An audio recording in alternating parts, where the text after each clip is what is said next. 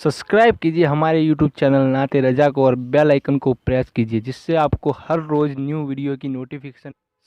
अच्छा ये भी समझ ले कि बच्चों का पैदा न होना ये अल्लाह के अजाबों में से एक अजाब है। और अब वो अजाब धीरे धीरे हमारी बस्ती को भी, हमारे समाज को भी अपनी लपेट में ले रहा है। 2-3 बच्चे होते हैं, लोग नसबंदी करा लेते हैं और बच्चों की पैदाइश बंद कर देते हैं और कहते हैं कि छोटा परिवार सुखी परिवार। ये सुखी परिवार नहीं, ये अल्लाह के अजाबों में से एक अजाब है। ये अल्लाह के अजाबों में से एक अजाब। मुझे मेरे एक दोस्त ने छोटा सा आर्टिकल भेजा था मोबाइल पर, उसको मैं आपको मुख्तसर में सुनाना चाहता हूं। घरों में भी मेरी माएं और बहनें सुन रही हैं। औरतें भी कहती कि भाई ज्यादा बच्चे नहीं होना। सीरियल देखकर, फिल्में देखकर एक जहन बन रहा है मुसलमानों का भी, ज्यादा बच्चे नहीं होना और बेटी तो होना ही नहीं। ये सब हालात हैं। याद रखना, जो तुम रुकावट लगा रहे हो खुदा की देन पे रुकावट लगा रहे हो, और जिस दिन वो देना बंद कर देगा तुम तड़पोगे, मांगोगे तो भी वो नहीं देगा। फिर आप सोचेंगे कि 10-10, 12-12 बच्चों की परवरिश कैसे होगी। हम कहते हैं परवरिश करना किसे, कोशिश तो हमें करना है। अल्लाह रब्बुल इज्जत उन्हें भी रिस्क देता है, हमें भी रिस्क देता है। जो हमें खिला रहे वो उनको खिलाएगा। हमारे अंदर क्या ताकत है किसी को खिलाने की। और मुसलमान अल्लाह पे तवक्कुल करता है। और औलाद की रुकावट एक तो लोग फैशन बना चुके हैं, दूसरा डॉक्टरों की बदमाशी है। डॉक्टर ये बदमाशी करते हैं कि नॉर्मल डिलीवरी में जो है उनको कम पैसे मिलते हैं, सीजर की रट लगाते हैं। 2-4 बच्चे सीजर में होते हैं, उसके बाद तीसरे बच्चे में कहते हैं जान को खतरा है। सारा किस्सा तमाम। बहुत सोचने की बात। आप सोचेंगे ये बात मस्जिद से क्यों हो रही है। यही बात तो कुरान कह रहा है। मैं कुरान की बात पेश कर रहा हूं, कुरान की बात पेश कर रहा हूं। औलाद की कसरत करो। हुजूर फरमाते हैं कि मैं उम्मत की कसरत की वजह से कयामत के दिन फख्र करूंगा। अरे कम से कम इससे बड़ी सादत हमारे लिए क्या है कि हमारे नबी हमारी वजह से फख्र करेंगे, हमारे आका हमारी वजह से फख्र करेंगे। कितनी बड़ी बात है ये। इसलिए अल्लाह औलाद के रोक मत लगाओ। अल्लाह की देन, ये बांझपन अल्लाह की के अजाब में से एक अजाब है। और सोचो जिस औलाद को तुम रोक रहे हो सकता है कि जो पैदा हो चुके वो गद्दार हो, और जो पैदा होने से जिसको रोक रहे वही वफादार हो। यही तो हो सकता है। तो मेरे दोस्त ने जो आर्टिकल भेजा था वो आपको सुनाना चाहता था। एक मर्तबा का वाकया है कि एक स्कूल की टीचर स्कूल में जब वो आती थी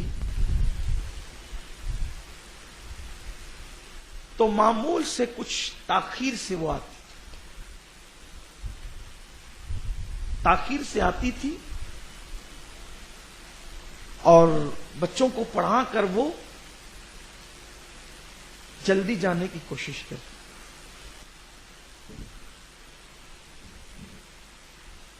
एक दिन बच्चों ने उससे पूछ लिया कि टीचर आप आते लेट हैं लेकिन जल्दी जाने की आप कोशिश करते हैं, तो ऐसा क्यों है।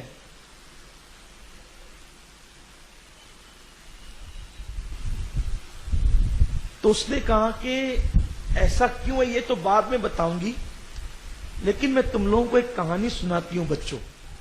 उसने कहानी सुनाई कि ऐसा हुआ कि एक शख्स था और उसके घर में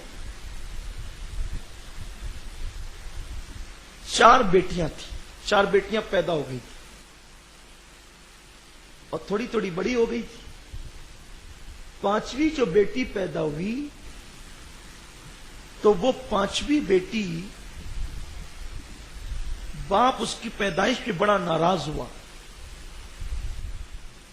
और उसने क्या किया कि रात को चुपके से वो निकला और वो एक दिन की बच्ची को लेकर और दरख्त के नीचे उसको डाल दिया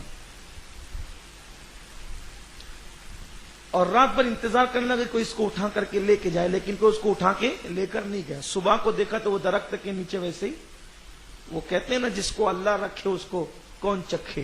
وہ صبح پھر وہ لے کے آیا کہ محلے میں بوما بوم نہ ہو, چیخ پکار نہ ہو, وہ لے کر آیا. پھر دوسری رات کا انتظار کیا, دوسری رات کو بھی ایسے ہی کیا.